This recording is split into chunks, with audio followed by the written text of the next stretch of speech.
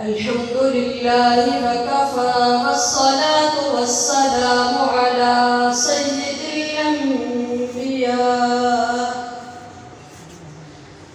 الأنبياء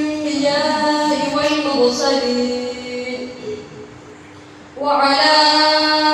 آله وأصحابه وصحبه أجمعين. أما بعد، قال تعالى في القرآن المجيد: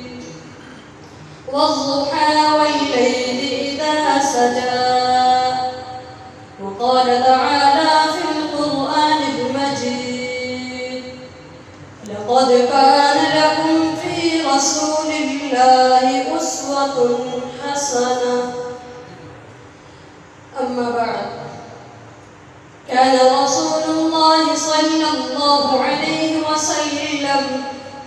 متواصل الأحزاب، دائم الفكرة، ليست له راحة، طويل السكت، لا يتكلم في غير حاجة، يفتتح الكلام ويختمه بأشتاقه، ويتكلم بجوامع الكلم. كلامه فصل لا فصول ولا تقصير، ليس بالجافي ولا المهين، يعظم النعمة وإن دقت، لا يضم منها شيئا، غير أنه لم يكن يضم ذهاقا، لا يمدحه ولا تغصبه الدنيا ولا ما كان لها، فإذا تعدي الحق لم يكن لغضبه شيء حتى ينتصر له، لا يغضب لنفسه ولا ينتصر لها. إذا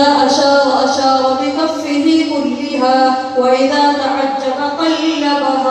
وإذا تحدث اتصل بها، وضرب بطاحة اليمنى بطن إبهامه اليسرى، وإذا غضب أعرض وأشاح، وإذا فرح غز طرفه، جعل صدقه التبسم،